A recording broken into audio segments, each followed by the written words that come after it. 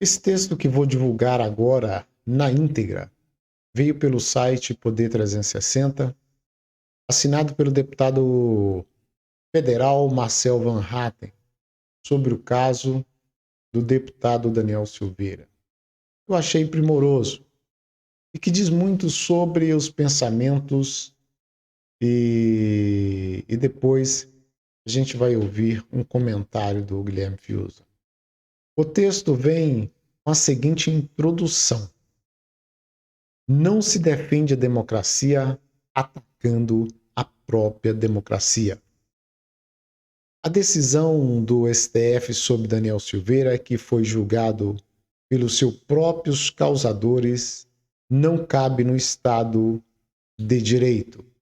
E só quero aqui esclarecer o seguinte: o deputado Marcel não é bolsonarista e nenhum site Poder 360 é de direita. Pelo contrário, mas está fazendo o importante papel que a imprensa deveria fazer, é de informar a população o que é de fato. É um dever de todo órgão de imprensa, que a gente sabe que não tem acontecido. Por isso, louvo aqui a divulgação desse evento por um veículo de imprensa que é considerado como sendo de viés esquerdista, mas que decidiu cumprir aí o seu papel, diferentemente de outros órgãos que têm demonstrado totalmente o contrário. Abre aspas aí para o deputado Marcel Van Hatten. A decisão do STF não foi apenas de condenar inconstitucionalmente um congressista. Foi uma afronta da Corte à própria democracia e às instituições sob pretexto de defendê-las. Temos agora um preso político em plena democracia. Não há maior contradição e injustiça possíveis. As falas gravadas em vídeo por Daniel Silveira no ano passado foram reprováveis. Perseguição desproporcional e ilegal que ele tem sofrido, porém, tem obliterado até mesmo o conteúdo de sua manifestação, transformando o suposto algoz em vítima. Ser julgado por seus acusadores é autoritarismo que não cabe em um Estado de Direito. Vamos lembrar que tudo começou com um torto inquérito fake contra a apuração sobre Dias Toffoli da revista Cruzoé. Em um claro atentado da mais alta corte do judiciário contra a liberdade. O corporativismo do STF foi se sobrepondo às garantias constitucionais e à defesa das liberdades no país, à medida que a corte centrou fogo em seus críticos, rejeitando também pelo establishment. Quando foi contra a imprensa livre, ainda houve alguma reação. Agora, grande apatia da imprensa. Pior, a própria Câmara dos Deputados errou ao manter Daniel Silveira preso.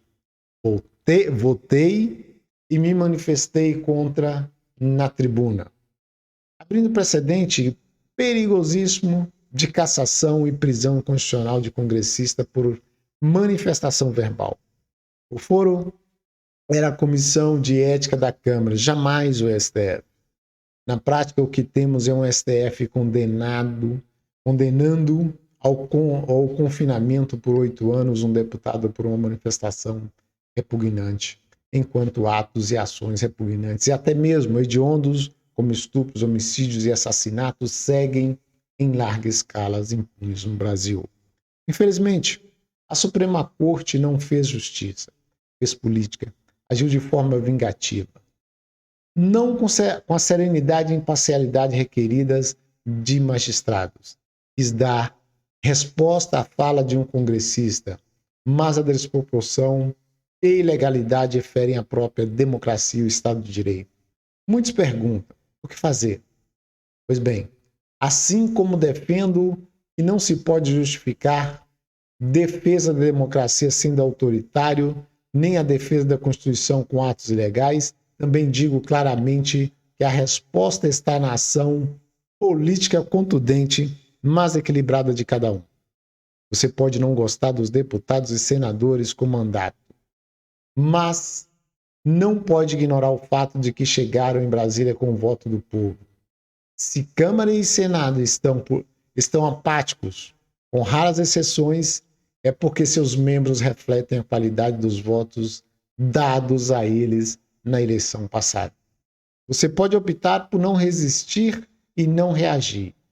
Pode optar por desgostar de política e não se envolver para melhorar a qualidade dos seus representantes. Pode. O que você não pode é depois achar que tem o direito de só reclamar. Dar opinião tem ficado cada vez mais perigoso, especialmente a depender sobre quem você é e sobre quem você fala. É claro que não subscrevo a fala de Daniel Silveira. Já repudiei, mas repito, não é apenas sobre ele. Lembre-se da Cruzoé, é também sobre a quem a crítica é dirigida. Não importa o quão elegante e politicamente correto o seu argumento seja, o recado da votação do STF de ontem é um cala-boca. A quem ousar contrariar os neoiluministas do Supremo, que se arroga o direito de estar acima de quaisquer suspeita. Não estou na política, porém, para me calar ou submeter-me a ameaças de me calarem. Continuarei sempre na trincheira da defesa das liberdades contra a tirania de quem quer que seja, de onde quer que venha.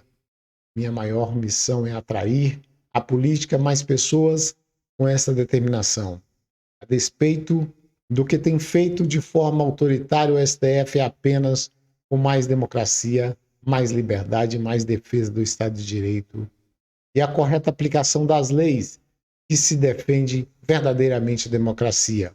Garantem-se as liberdades e solidifica-se o Estado de Direito. Fecha aspas.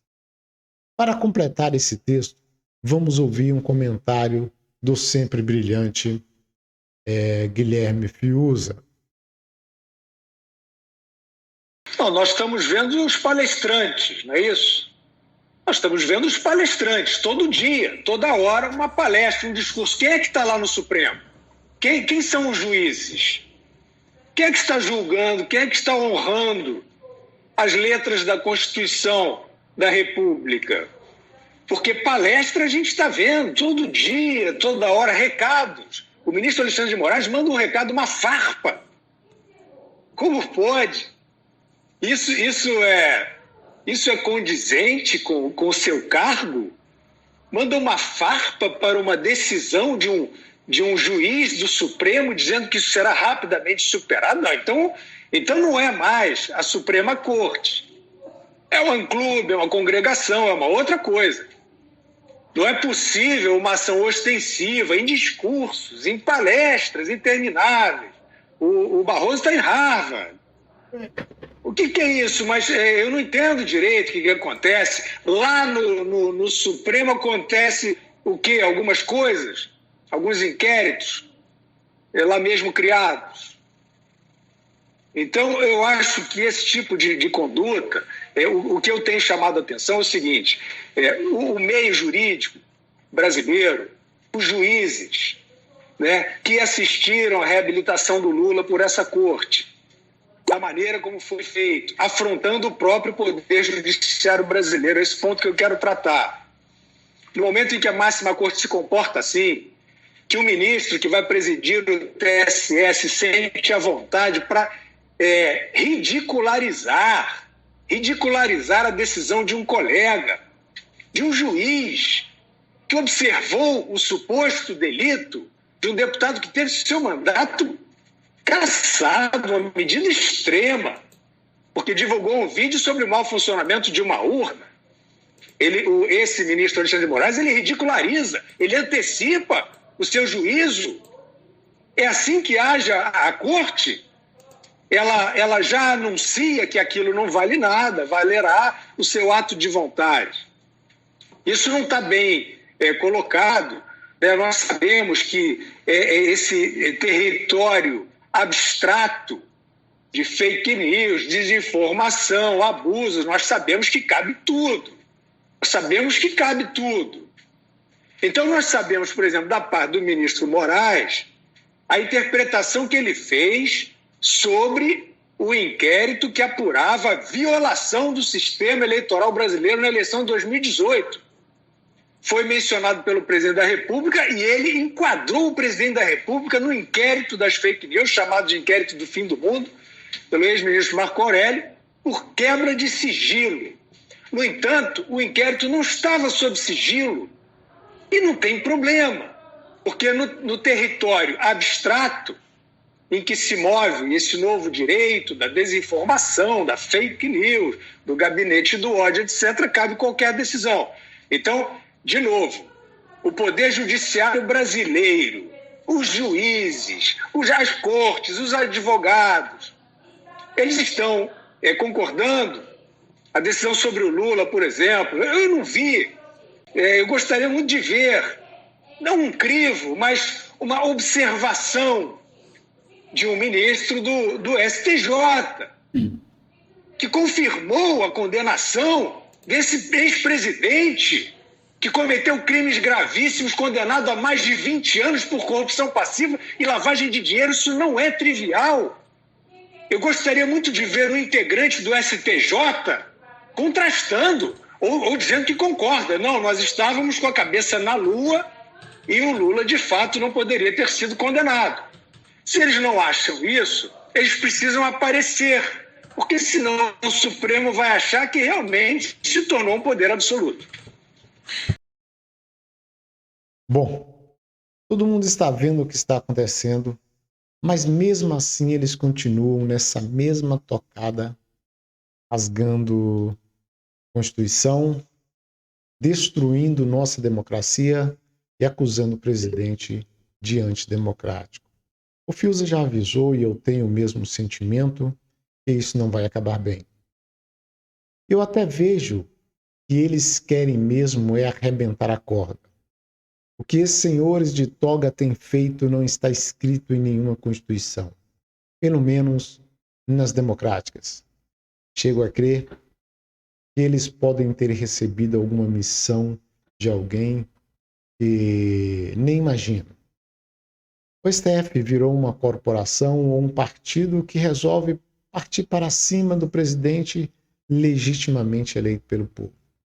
E alguém deve ter escolhido o ministro Alexandre de Moraes para ser o algoz dessa missão, que todos deveriam reconhecer tudo que ele fizer, mesmo que esteja contrário a essa Constituição Federal. Eles estão decididos a impedir a reeleição do presidente Bolsonaro, é o que fica claro.